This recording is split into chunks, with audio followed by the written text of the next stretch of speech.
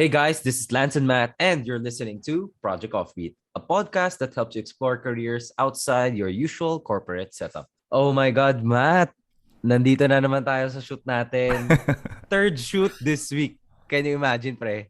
That's what makes it so fun, bro.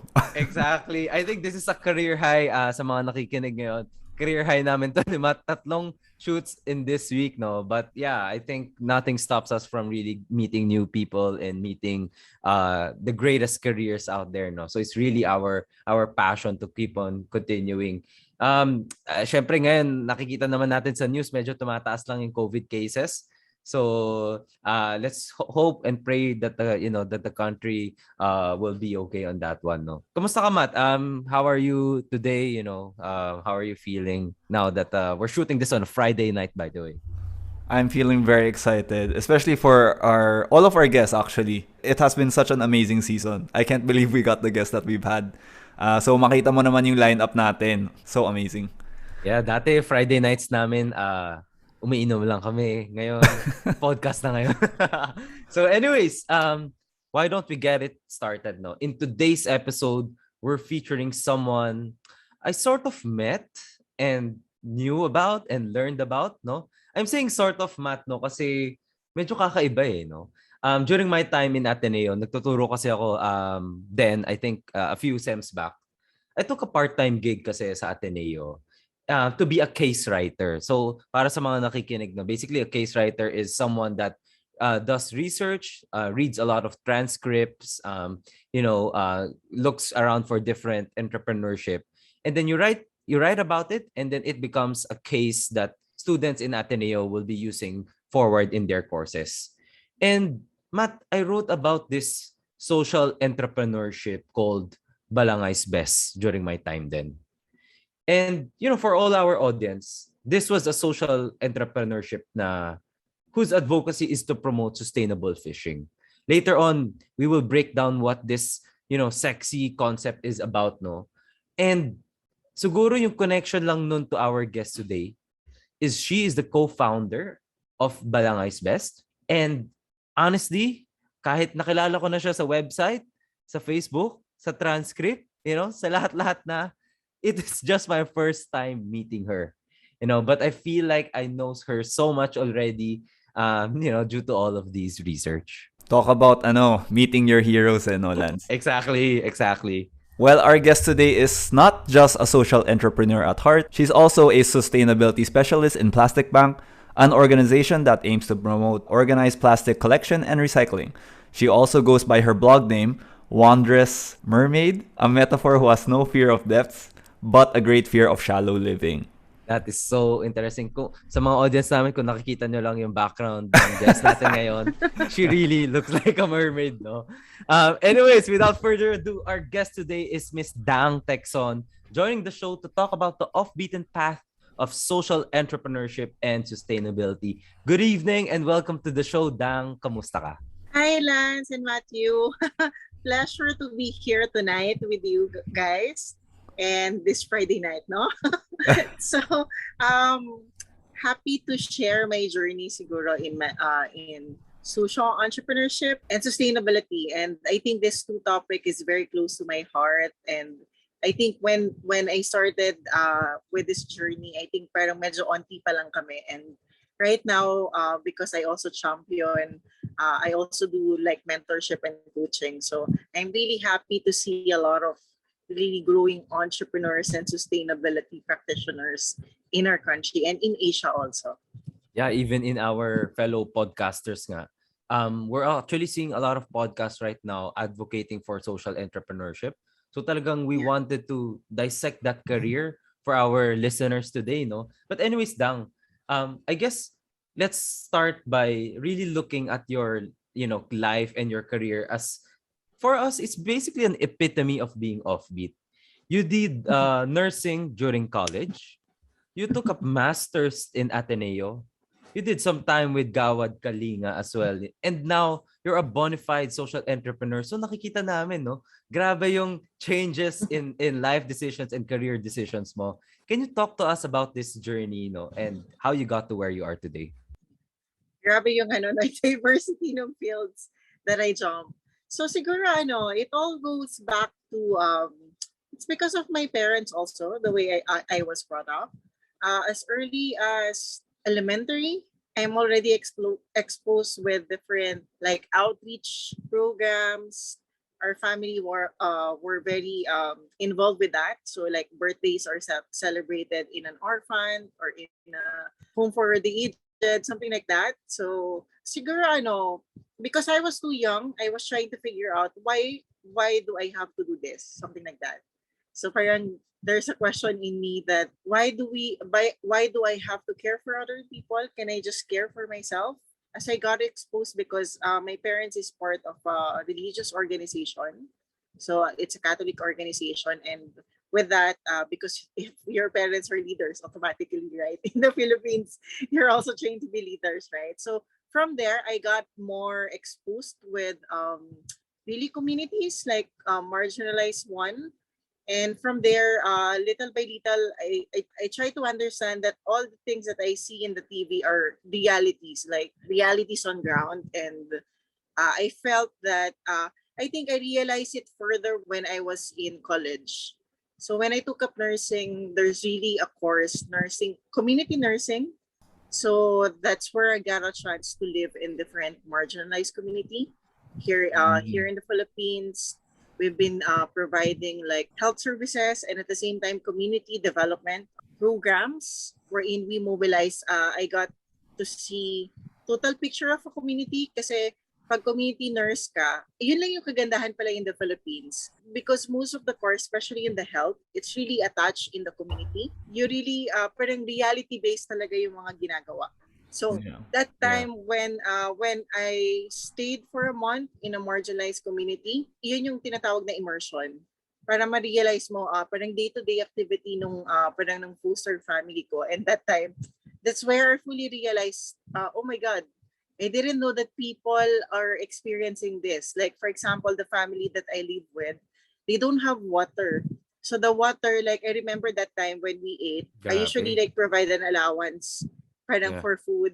And that time it's 300 pesos. So for the entire day. And I think that time it was really big. Siguro yung age ko na halata, no?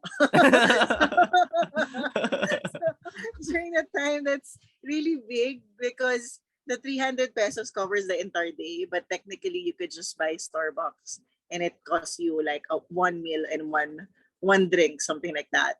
So I remember there was a time that I asked my foster parent, can I help you wash the dishes kahit hindi ako marunong magwash ng dishes? I volunteered, and my mother, my foster mother instructed me, okay, go out of the house.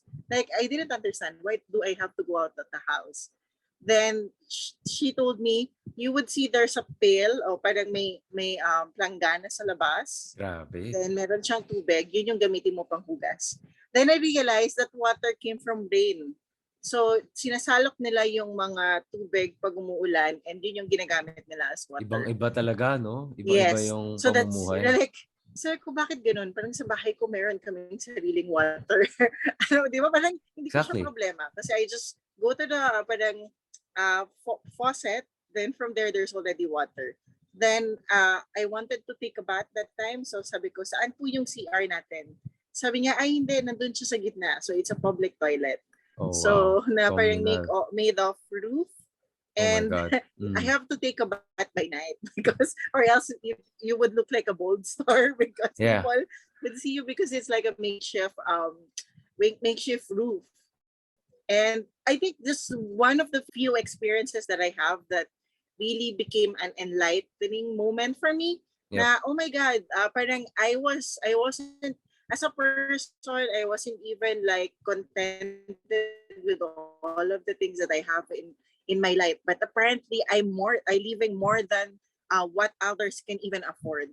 And I think that was the start of really trying to figure out. And that's where I started volunteering again in Gawad Kalinga. That's where I got to immerse in Baseco, one of the biggest like slum areas in our country. And that time, feeling ko, ako yung, hindi ko sure kung weird, but yung feeling ko nung nakatapak ko ng Baseco, para akong nasa langit. Kasi, parang, oh my God, I didn't imagine that I could go to this place, that I'm safe, And when I got close with a lot of families there in Baseco, I remember when I passed the board exam, lahat sila talaga nag-celebrate. Parang ang dami kong pamilya na parang nagpapansit pa yung isang nanay, ganyan. And siguro one of the things that really struck me, they're not poor because they're tamad. It's not really true. It's just because they were not given opportunities like we do. And I think that has become my realization that if I'm living comfortably this way, that the way I'm living, I feel that I have a responsibility to share this kind of lifestyle to everyone, especially for the people, for the next generation. So that's where I started my career for nation building, more of the community development, wherein I worked for Gawad Kininga for 7 years. I got exposed to different realities of poverty, different phases of poverty all over the country. Oftentimes, I traveled to visit far-flung areas talaga. And my decision that time when I entered Gawad Kilinga, because I wanted to strengthen my core values as a person. Like before anything else, before I wanted to be a successful or rich person, I wanted to be grounded with realities. I wanted my core values to be really firm enough to whatever career that I would take on later on. I'm in the right path. So I think that was my only reason that time whenever I decide to jump. So everyone was so disappointed because I should be a doctor, because the reason that I Oh be a my. nurse because I Yeah. wanted to be a pedia. But apparently everything changed when I realized, oh my God, Yeah. by having this dream, I'm so selfish because my goal is to be rich. But apparently, I have so many things that I have to work on, and I think I also have this lifestyle because of other sacrifices. So Yeah. I wanted to sort Ganda. of like pay back. Yeah. It goes to show how a simple immersion or maybe a few days immersion changes your whole life Yes. trajectory, no? What more 1 month, right? Oh, my. Yeah. So Grabe. so siguro very helpful talaga to really not observe but to really experience and Experience. see what's really happening on the ground, because I think very as Filipino we have this innate values that the bayanihan spirit, Mm-mm. pakikipagkapwa, the concern for others. Because most of my work was really in community development, I was really thinking of like how do we like maintain this kind of help and support without exhaustion of resources, without exhaustion of donors. So I was like, how would we do that? Because I've been managing like millions of pesos a budget, but after the project, what will happen? Like where because I really wanted to see the real empowerment, and I think sustainability haven't exist that time, and I've been like trying to figure out how do we do this, like how do we do this in a long term, how do we scale it, how do we replicate it. And I think that's where social entrepreneurship comes in that time. And I was very new, and I was fortunate that I joined the program of British Council for social entrepreneurship. It's called Active Citizen. So they first implemented in the Philippines, but worldwide, it's really a massive movement of entrepreneurs and innovators. And that time, I think I was fortunate because British Council is also the pioneer for social entrepreneurship in the world. So I was guided, and I met a lot of budding entrepreneurs then, social entrepreneurs, and it gave me better perspective about things. Like, okay, in social entrepreneurship, it's very different from NGO. So I have to let go of my first career and move on to the next, sort of like to the next path that I am being pulled. And that time is really it's hard because being an entrepreneur requires a lot of skill, a lot of resources. Especially you have to have like business minded also, because social entrepreneurship, it's sort of like a hybrid of NGO and business. So but the big difference of this, it's really you're running a business to also sustain your advocacy or to sustain your missions, Yeah. or it can be like social, environment, or economic. It can be the three of them. So nung na-encounter ko yon, so doon pumasok yung sustainability na parang ganun pala yung meaning ng sustainability. Mm. You're able to get your own, parang you're able to provide for your own, for your needs, but at the same time, you're also impacting other people or helping them to also get their needs, something like that. So Yeah. it cannot be like one way or it should Mm. be two-way also. Pag sinabi bang yung social entrepreneurship, ano yan? Laging may tao na involved or like you're doing it for the quote-unquote social people or hindi naman necessary? Usually there's always a partner. So in social entrepreneurship, I the see. I see. difference from NGO is they are your partners. So there would be times like in Balangay when we set up uh the Fishers and Changemaker, that's the name of the social enterprise. The reason it's Fishers and Changemakers because we empower some of the fisher folk to be entrepreneurs also. So they are our co-founders. So we set up the business with them because the main goal really is to help them recover for Typhoon Yolanda. So I think that time we were even trying to figure out, can we just stop in the markets because Bantayan Island, the it's it's an island in Cebu where we started our enterprise. They are really skilled with dried seafood. So yung favorite natin mga danggit and others, that's where it really comes from. So parang the concern is, we were like thinking, do we just set it up, just connect them to the market, help them improve their packaging, kasi they have the skills and others. So we're looking at how to improve the process and others. And from there, we realized when we dig deeper, oh my God, kami lang pala yung existing na social enterprise related to fishery. And ang dami pang problema kasi there's overfishing and many more. And we have to deal with it because kahit naman mag-produce kami, hindi namin siya masusustain if we don't establish sustainable fishing. So that's where I have more understanding about sustainability. Na parang hindi siya yung parang cool kasi siya pakinggan yung sustainability, but if you do Sobra. it, it's not so easy. Like when we were doing sustainability, Jet and I have to study biology and life cycle of the seafood and different species, right? So we need to work with marine scientists and biologists to really teach us the science and the technical side. And I think we were just fortunate that time because we're the only ones. So everyone's support was really showered to us that time. And it was exciting kasi trying to figure out, because I love seafood personally. So trying to understand the food that you are eating is really very different. And I think most of the Filipinos are really curious about that. Like, how do we do this? Where it come from and whatever.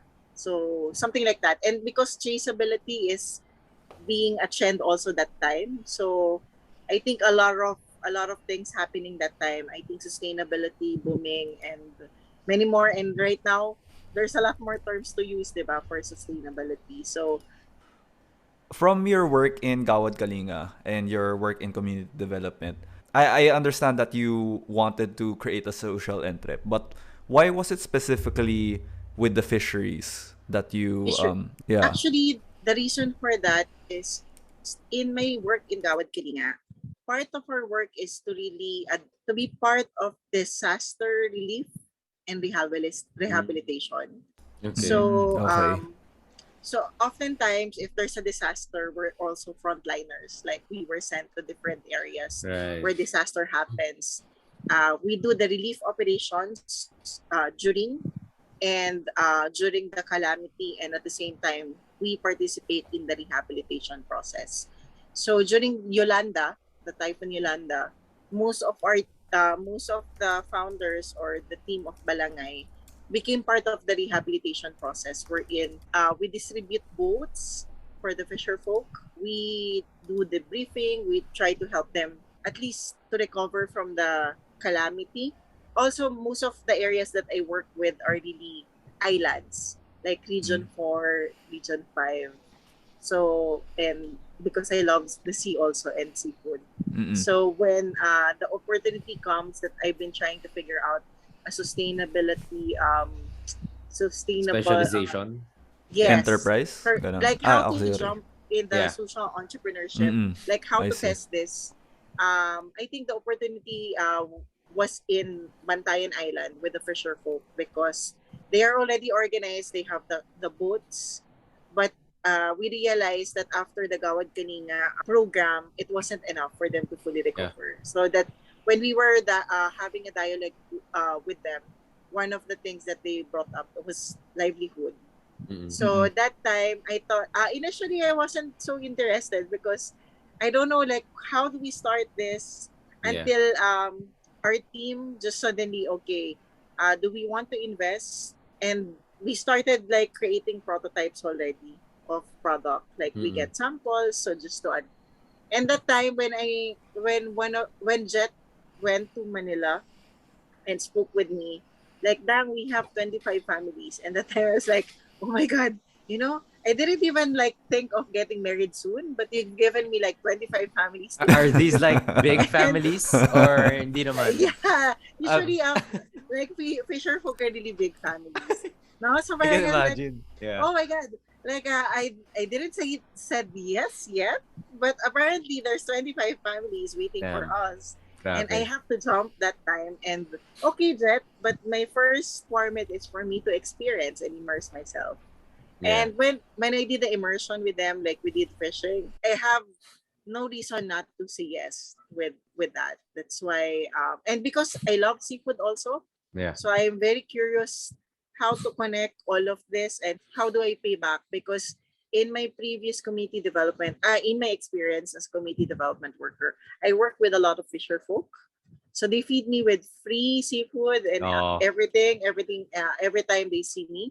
So I didn't know that they are really having a hard time with their life. So yeah. sort of like a payback for me also for all of the seafood that I ate for free. It's Fresh na very fresh eh. oh, Yeah. parang it's very commendable because I remember this lecture I had in Ateneo na parang um you sometimes we have to go further than just giving some amount of money for Yeah. charity. 'Di ba? What's commendable about what you're doing, Dang, is parang you actually invested time, yourself to get to know them and help them instead of like just pulling 1 million or 10 million for them and then okay TY I feel Yeah. good. I feel good. Pwede natin na iwan yung community. And like I can imagine the responsibility towards those 25 families, you know. Kasi parang Yeah, ito Mm, yung actually. livelihood nila eh. This is grabe. what they live Yes. off of eh. And because they're waiting for us and it grew bigger and bigger. And I think that time I was like, okay, let's jump. This is it already. And let's try to figure out everything. And because also I have exposure with resource mobilization, so it became very easy also for us to like check out. Okay, if we don't have money, how do we source it out? Like multi-sectoral partnership and others. And from there, we really take time to study because I also love learning things. The more I get to know things, the more that I get excited to dig deeper so that we could really figure out the main problem or the main concern that we have to deal with. And based on the guidance also of British Council, they directed us with the right path also. Okay, knowing your why first, why do you wanted to do this? What then from knowing your why, figuring out what you wanted to do, then how do you do it?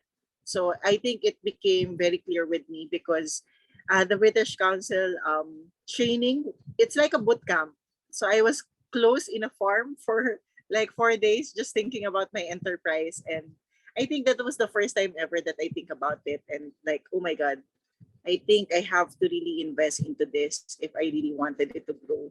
Although there's a lot of challenges along the way, but I think it would require attention or else it would be really slow. It would require focus also because there's a lot of things that you have to fill in.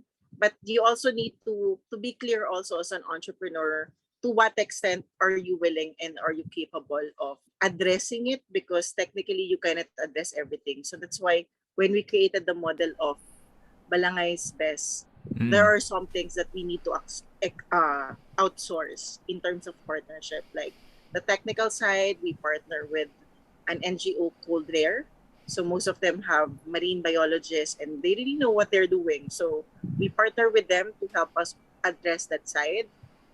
The markets, we instead of setting up um, our own store or shop, we partner with retailers, wholesalers, something like that. So it's sort of like really a collaboration and creating an ecosystem so that we could fill in the gap of each steps of or each part of the value chain. That's such a comprehensive like look into your journey from Gawad Kalinga to Balangay's Best. But how did that lead you to Plastic Bank naman in your as your next Yeah. step? Sige, ang haba, no? Hindi. so during my actually before even Plastic Bank, I Uh-huh. created another social enterprise Ah, with really? another group of friends. So I created Assam. It's sort of like a marketplace to all of our community products. So for example, we work with sewing communities. They create canvas bag and we supply it to a corporation, something like that. So we Mm. try to very similar with Balangay, but there's bigger diversity in terms of the livelihood programs that we work. And because I became more exposed with marketing, with branding. That's why the name of our products are very witty, right? Like Darling Danggit, Papa Puset. So Papa Puset is like Papa Piolo, but we make it like Papa Puset.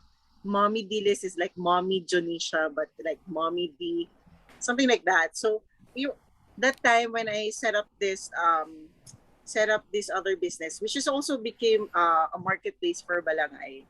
That was the time I was like, okay, after a year that I lead the operations for Assam. The reason that I joined that enterprise because most of my business partners are really entrepreneurs. Mhm. So they're really serial entrepreneurs, and that gave me really a big exposure on how to operate more formal business.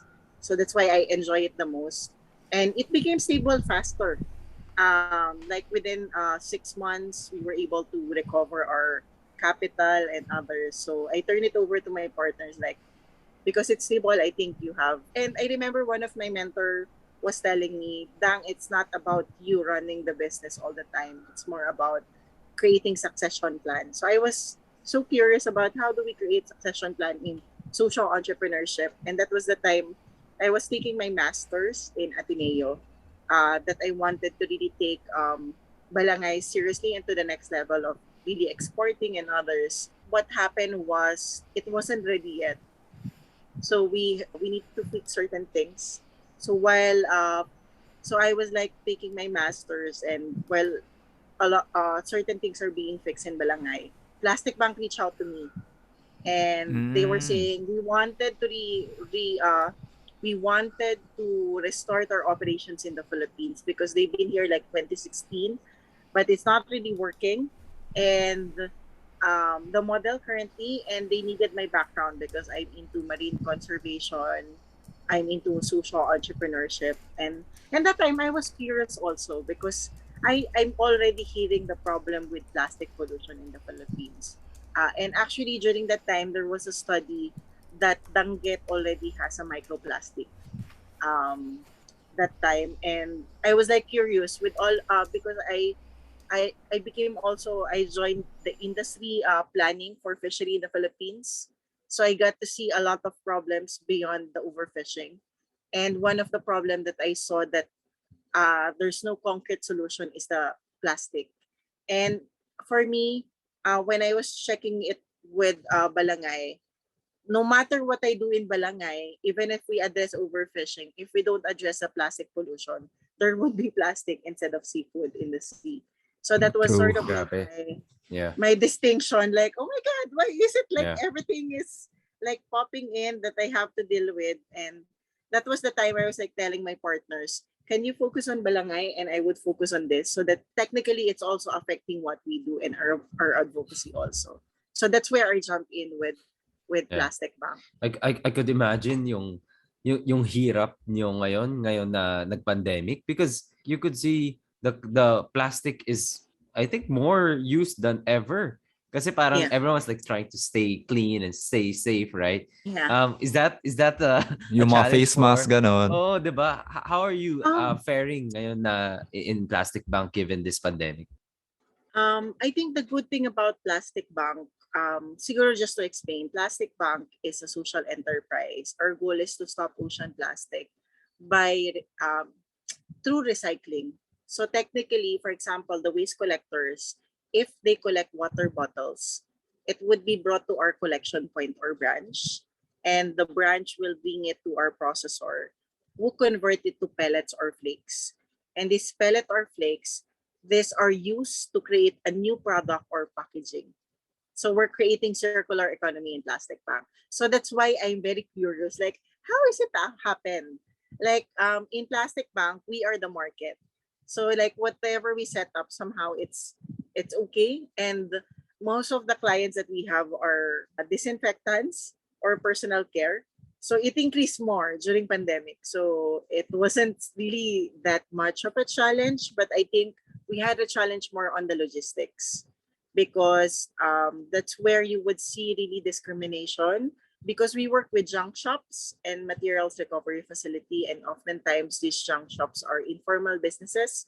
So when the pandemic protocols were released, they're not included. So even if they are covering up, and you know the Grabe. sad thing about in the Philippines, I realized that most of the garbage truck, they're not really compensated. There are even areas in the Philippines that they do it voluntarily. And sometimes we are even the one mad when they don't pick up our trash. Well, in fact, they're not even Exactly. getting any benefits Grabe, no? from that. And when I see that process, I think it wasn't a problem yung pag-collect. Actually, sobrang dami ng plastic. But the Yeah. concern is in plastic bank, we don't just collect plastic.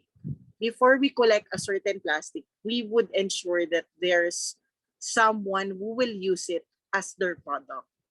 Because even if we collect, it would just go to landfill, like what's happening right now, or it would just go to the waterway, right? So that's one of Mm-mm. the things that we have to work on.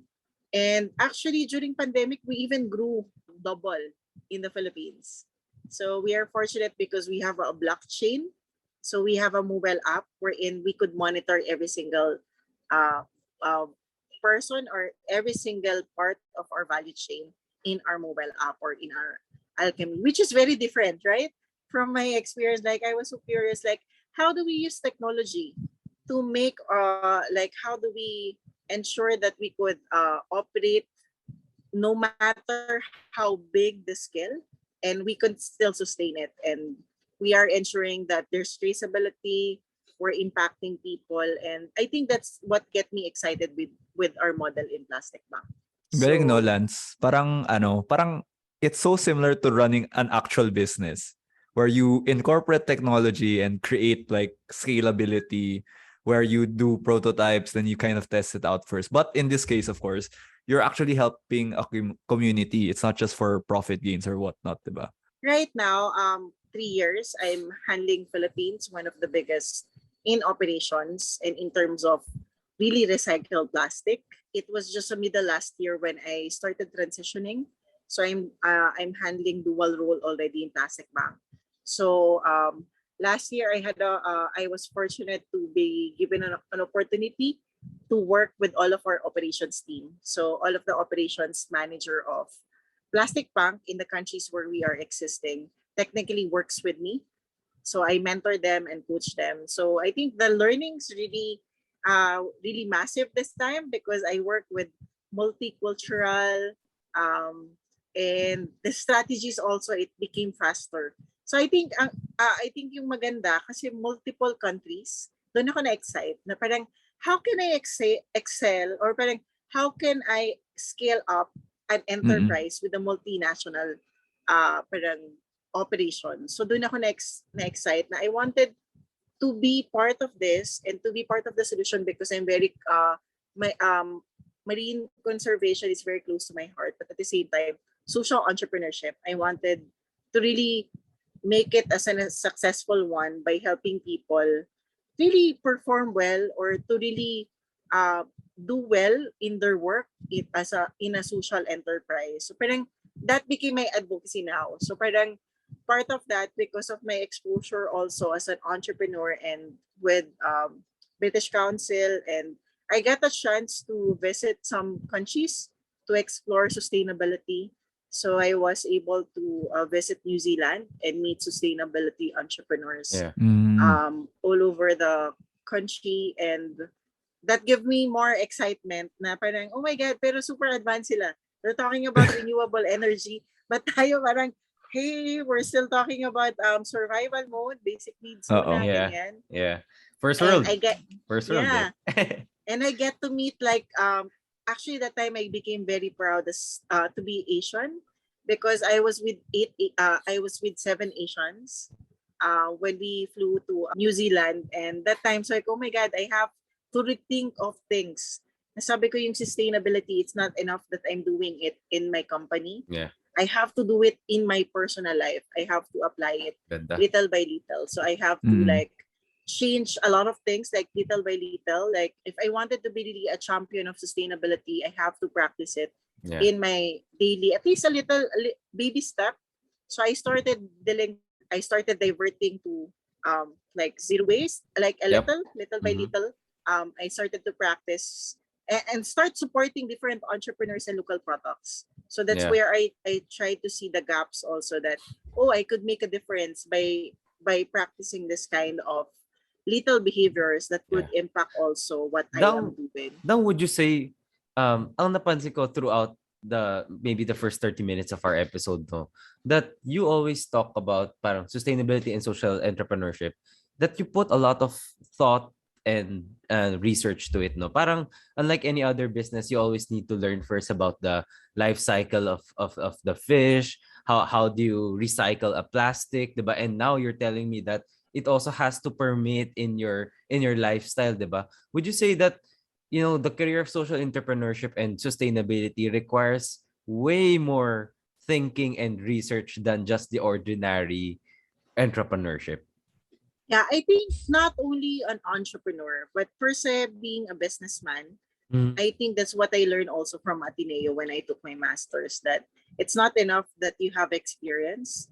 You have to back it up with a technical Yeah. skills and perspective so that you will Ganda. see it in a macro and micro. I think that made it more powerful for me to when I apply that, I still need to do research to validate Ganda. my hypothesis, something like that. Like when I started doing that, I think it became way faster. Like all the things that I'm doing, like in Balangay, it took me like 3 years to 4 years for me to really fix the process or at least improve the process. But when I started improving also my technical skill as an entrepreneur, and I think as an entrepreneur, it's our responsibility to have continuous learning because we have to. It doesn't mean that we are doing good, everyone would support us. We need to keep Ganda. ourselves updated and align with the trends also so that we are also relevant, because I think that's the problem sometimes if we don't really put more time to really study Yeah. Yeah. to enhance our skill as an entrepreneur.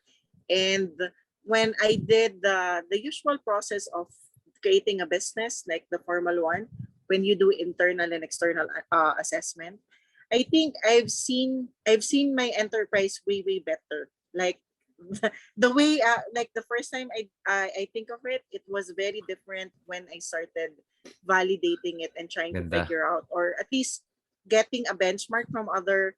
It doesn't have to be like same business as yours if you wanted to benchmark, but if there's some business that you're inspired to do with, you could easily tweak it with what you're doing. So that's why I'm Ganda. very excited to always meet every entrepreneur, or at least sustainability practitioner or sustainable projects, because at some point I would learn something from it. So I have that mindset that every person I meet, it's not that I'm getting something from them, but I think these people can impart something important to me. Yep. I may not be able to use it now, but maybe in the future I would. So that became sort of like a practice to me. Matt, parang may na-learn ako today. Entrepreneurs are sort of nerds as well in their own rights. Yeah. No? No? Parang Yes. you gotta be a And nerd because in your field. and I think you can, when you start and when you became an entrepreneur, I think it cannot be removed in your blood because you Yeah. tend to be like, okay, what Mm-mm. can I, like if you heard if you learn about a problem, you continuously like create even a small project. So I think you would see in my life that aside from creating many social enterprises, I have other advocacy also, so that I cannot stop like the innovation part, and I Yep. cannot stop learning. Yep. And because I believe that being an entrepreneur, you could contribute in your own simple ways. In British Council, that's where we were trained also. We call it social action. So you could create a small social action to address something. It can be a short term, it can be a long term. And social enterprise, it's not just about business. So there are social enterprise model that are non-profit. So that's where I understand, like, oh my god, there's really various model, and I wanted to test that model also. And because in Ateneo, when I did the masters, I haven't finished it though. We're sort of like 20 social entrepreneurs, and that made it more exciting because we have different Yeah. models. So and real-time experiences, no? So Mm-mm. it seems like you fast track your learning because you're with Exactly. 19 other people. Exactly. So again, like I'm seeing all the similarities, no, with businessmen or entrepreneurs in their own field, and you guys in sustainability. But again, yung sinabi ni Lance kanina, you have to be nerds, you have to keep learning, you have to keep reading about the latest methods, what's the latest model, how did they do this, how did they do that. Parang it's inspiring because I think you see the same thing with like technology experts as well, or kahit anong expert, no. So parang very interesting yung yung similarities in behavior, no. Pero I guess Yeah. yung question ko, now that you've created like this model, no, for Balangay's Best, has this been replicated? Kung baga, it's in another part of the country, something like this has been adopted as well. Actually, we can Yeah. also include both plastic banks model, yung Oh yeah, pwede blockchain na rin, yeah. sinasabi ni Dang kanina, or Oo, and oo. Balangay's best ecosystem. For Balangay, yes, it was replicated. So I think during the last few years that I'm very involved with Balangay, we were able to replicate it in 5 provinces: in Negros, Mindoro, and Wow. Surigao. So Okay. that time, grabe talaga yung That's the dream. That's the Oo. dream. So, ganun, lumaki siya. Tapos at the same time, we were given a chance also to impart our learning. So, because I'm actively part of British Council, and they're one of Mm-mm. really our supporters. So, in Mindanao, we were able to send some of our fishers to train fisher folks there to Ay, ang replicate galing. like the drying and others. So we were not, Gets. hindi namin siya pinagdadamot kasi I feel that the more that we train them, the more, well, for me, we would have more supply of seafood, right? We can be the aggregator for the seafood. So yun, nakapagpupunta kami many also seafood businesses. Ironically, we became also OTOP of Cebu for dried seafood. Eh, No, parang it's been nice. existing for so long, but apparently when they found us, so parang naging part kami ng OTOP program. Na kami yung the only danggit na parang may brand ganyan. So I think it's not a problem in terms of replicating it because it was so easy to replicate, and we were dealing with multi-sector also. So Mm-mm. they got inspired. So even some of the fisher folk, they created the same concept. They was inspired with what we did.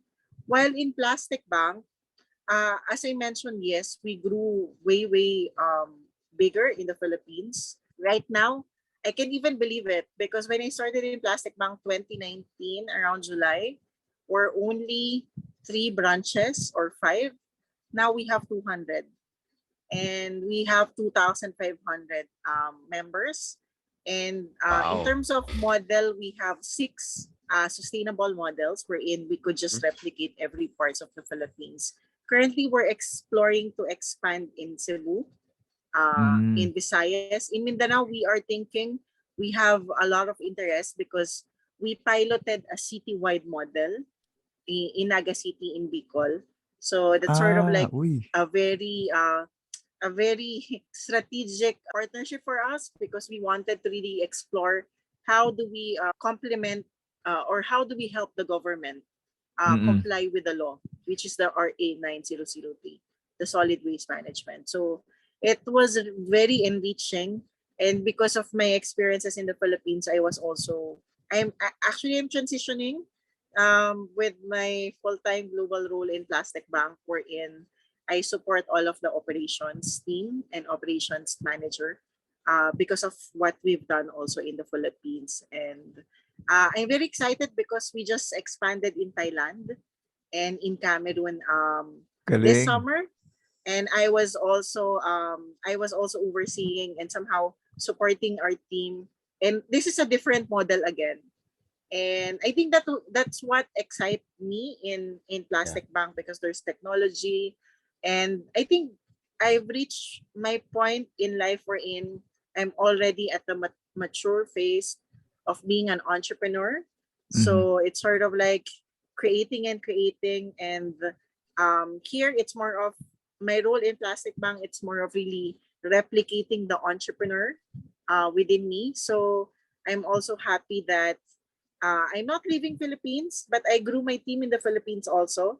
So from only two, we're now 24 in the operations of Plastic Bank. So I think they're way very Oh, different siya, no? Kasi when I started my enterprise, I only have like we're founder and the Fisher are operating national. yep. I think I was very more particular with resources. I know how to manage it. It's not Mm-hmm. because we have the luxury we just spent, but I wanted to be more strategic on how we do it, how we manage it to be able to expand and scale and sustain what we are doing. And I think For sure. I had that opportunity to really test all of the learning. So I think you are correct, Lance, that we are quite nerd because I think the good thing when I took my master's, my lab was Plastic Bank. So all of the Grabe. things that I'm doing, I could apply, I could test, and Grabe. we're very agile. So I think that's Yeah. the good thing on that. For the entirety of the show, you've shown us, the interesting parts of being a social entrepreneur in sustainability, being a nerd, getting your model replicated in different countries, no? Siguro, but I guess for the audience, gusto ko rin makita nila naman yung other side of the picture, no? Dan, can you tell us maybe in a few sentences, no, what were the biggest challenges naman, no, or what were the biggest, hardship moments that you had as a social entrepreneur and sustainability na you wouldn't probably have experienced had you gone in a more, Better non-offbeat and route. track or better Yeah. route, diba? Or simpler route, Yeah. diba? What do you think? I think the challenge when I was, because I came from community development, right? And jumping into entrepreneurship or business, it was a very because in community development or NGO world, you don't earn, right? So when I was like transitioning to Yun business, lang, I no? was like feeling guilty that I'm Exactly. earning something like that. So it was Oh, one uh-huh. of the hardest transition. That's why I have to like tell myself like I need to really let go of the NGO so that I could have better focus and I could really understand the concept of entrepreneurship. I think that's number one. Yeah, Second, being an entrepreneur, I think the hardest is there would be times that you feel alone, especially for us because most of the for sure. co-founders are like located in different parts of the Philippines. Although you're not really alone, but there would be times that you have to do everything on your own. So I think that's very hard. And I think if I didn't experience that, I wouldn't be the person that I am now. Or I wouldn't be able to make an 100%. impact with entrepreneur with the different enterprise or projects that I'm with if I didn't really understand, because being an entrepreneur you really need to understand total picture, like total business, so that I'm not even sure, maybe because of my experience everything became automatic to me. Like when someone is just telling me, okay, like for example, if one of because I work with like Egypt, Brazil, Indonesia, Philippines, and Thailand and Cameroon. So sometimes they would just tell me, "Hey, Dang, can we brainstorm with you? Like, this is our problem. This is ganyan, ganyan, ganyan." So, like, okay, maybe you could try this one. And maybe because in an entrepreneurship or social enterprise, what I really love the most is the environment of openness. Like, you're free to be yourself. You're free to throw your ideas. That's Mm-mm. what the environment that I enjoy the most. Like, no one will judge you. So I wanted to retain that kind of environment also to everyone, that you could test your idea, we could help you, we could unleash the best in you by just having this kind of culture. And I think the culture also, that's really one of the very challenging ones. Like, before we thought that identifying your core value would be enough, but setting up a social enterprise, it would require that you have to align with all of the people that you work with, and even define together, are we defining it together and are we understanding it together? Because at the end it would cause a lot of like bottlenecks along the way if Yeah. you don't clarify it. So there. Well, that was such an intense Parang crash jam-packed. course no? Oo nga eh. You know, Nag-attend na ata tayo ng ano natin, ng social entrepreneurship class natin. Now, I guess the next part would be really for our audience, no? Let's say they heard this episode, they listened to you, right? And they now want to start with, social entrepreneurship or even the sustainability agenda, 'di ba? How does one get started here? Any tips, no? Do they really have to find an organization first and then learn from them like you did in GK? Or kaya naman to innately just find friends that have the same core values as you, have the same aspirations as you, the things that you want to change together?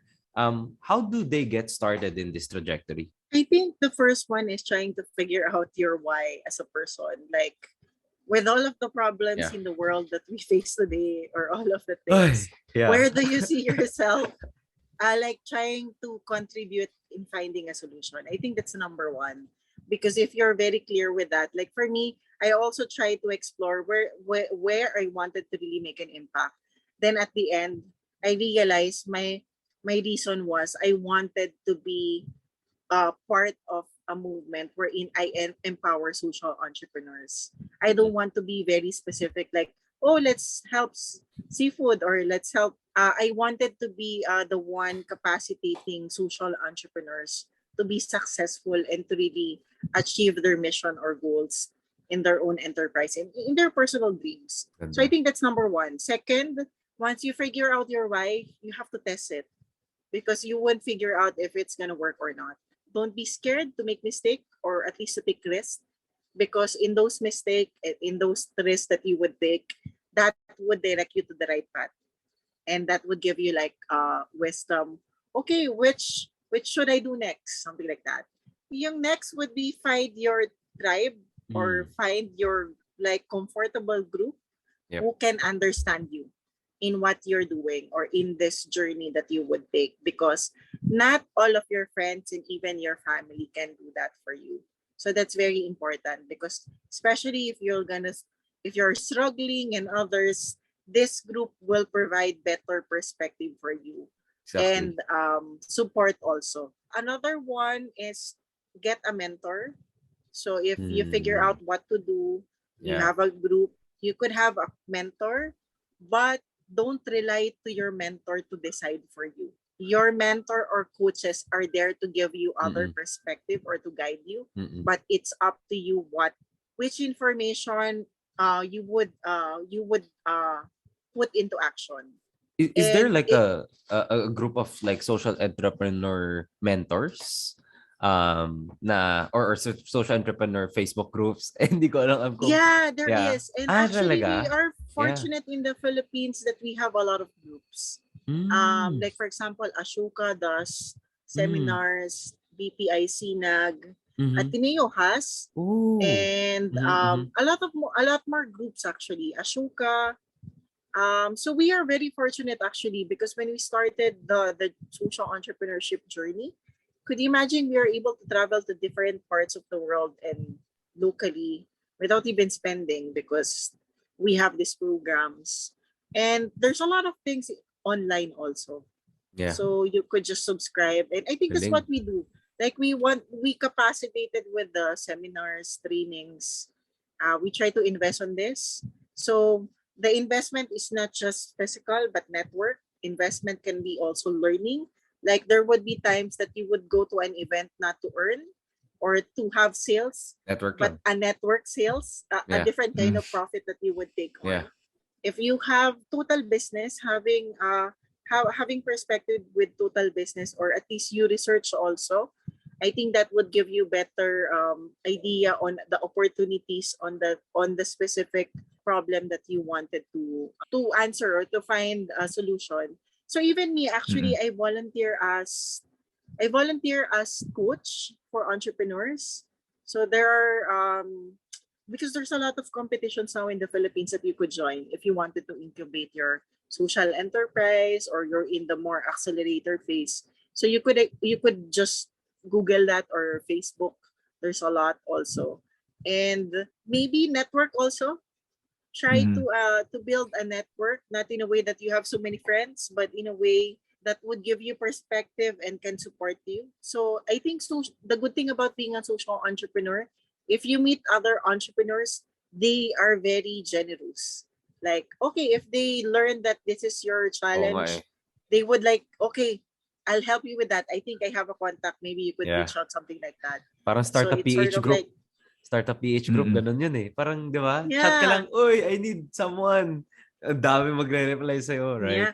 And could you imagine when I was starting in Balangay, di ba, merong mga Mm-mm. bazaars that you have to participate, no? Right. There would Yeah. be times my fellow social entrepreneur just get product for me. Like, we'll sell your Grabe. product. Can you send it here? Something like that. Can you send the price to me? Something like that. And it's even free, right? Grabe. So I think that's what I really love with the social enterprise environment, that there's no ego, there's no competition, Mm-mm. and it's like really pure passion, eagerness to really, hey, we have to solve this and we are in this together, even if we have different advocacy, but we could really contribute or complement each other. And I think one very important to take note of, if you're trying to create a solution, don't disrupt anything.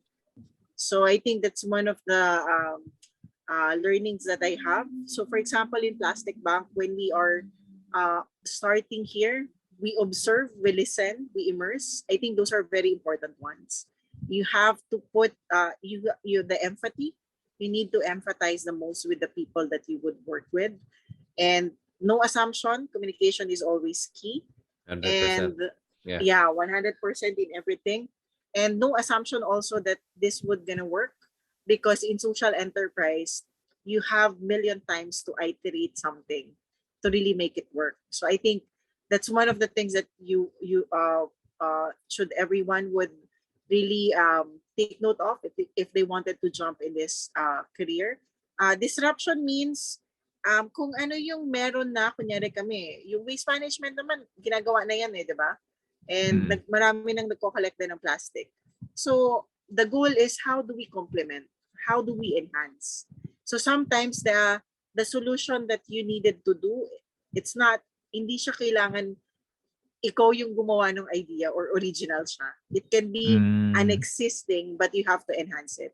So I think that's one of the learning also in the social enterprise journey. It doesn't have to be new. It can be existing and can be just enhanced or can be upgraded. So yun. Mm-mm. Kasi you're building on the foundation that other social enterprises have built on, and you're just working Yes. on it. Yeah. Yes. Gets And naman. the other thing siguro is, so in the social enterprise, when we are trying to study also, what would be the ideal number of co-founders? We realize, and based on the trainings also that we undergo, it should be at least 2 to 3, because you have to separate three major roles, or at least combine two, but cannot be one person performing three roles. So the three roles is, first, the one who is very visionary. Second is the mission driven. So as you can see, I think the mission driven and missionary can be combined, because somehow they are um, similar from each other.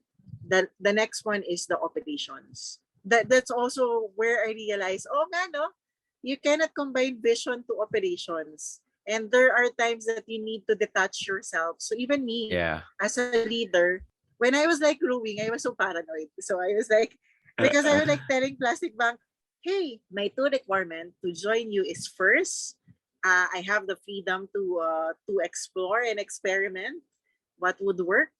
Second, I would have a team. So I didn't thought that my team was gonna grow bigger and bigger. And that time I was like, Medyo my kinabahan. problem is not my enterprise anymore. My problem is more about how can I be a people management expert. Like, Yeah. because I'm growing my team, I have to ensure all of my team are in the productive phase. I have to ensure they are motivated.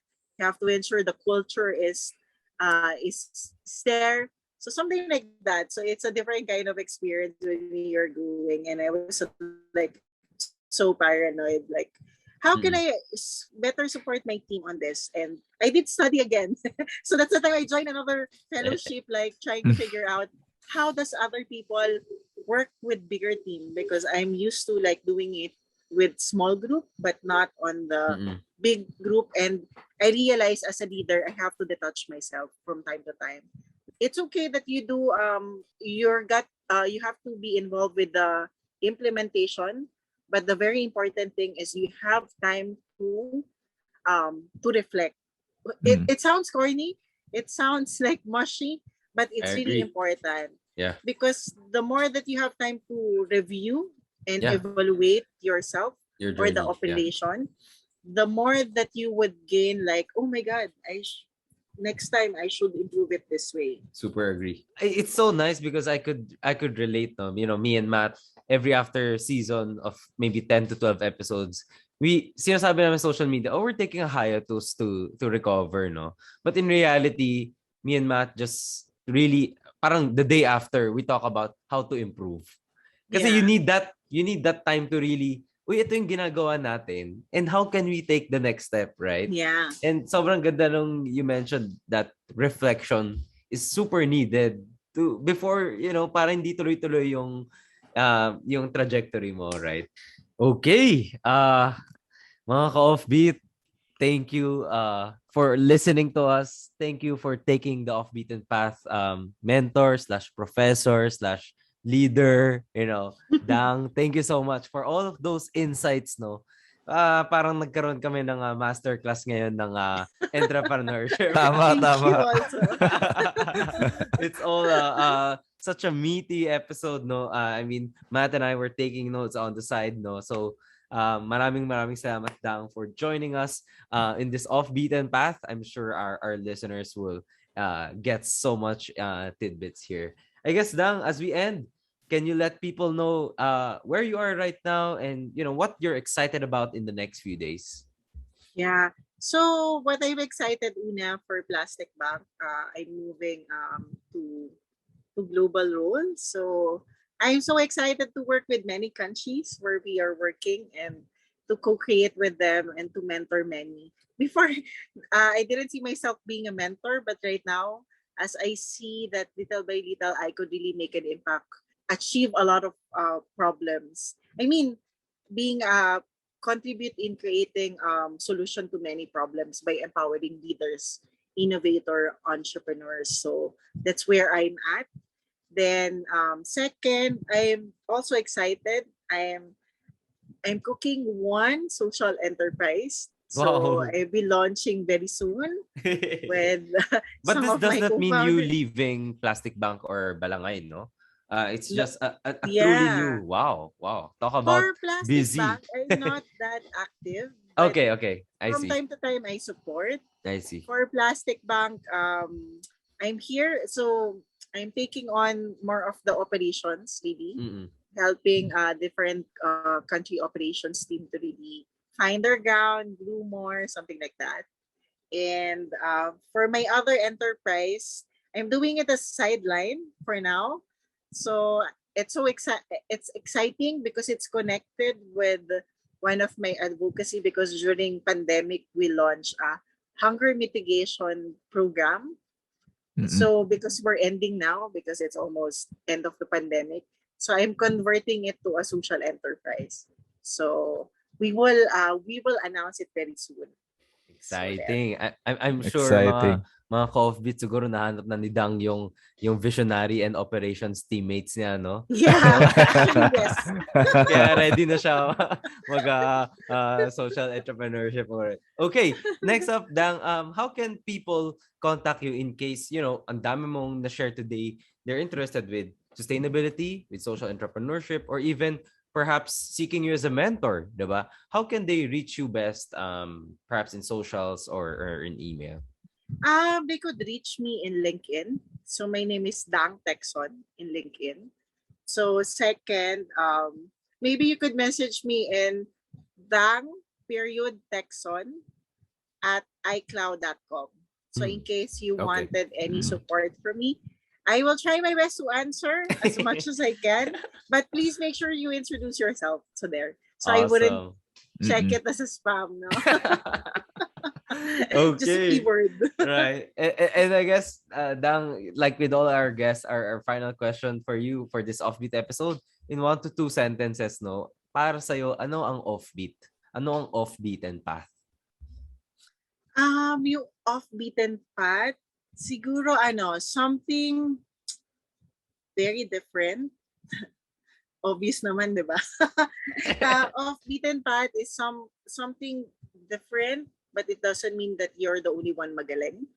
But something meaningful, and like the quote that I want, it's the life that is more deeper for you, and you'll be happy to do it no matter what or situation or no matter what happens. So yeah. Ganda. With that, thank you guys for listening to the show. If you liked our show, follow us as well on Facebook, Instagram, LinkedIn, and YouTube for exclusive content. That's at The Project Offbeat. Kita-kits everyone sa next episode, and here's to taking the off-beaten path.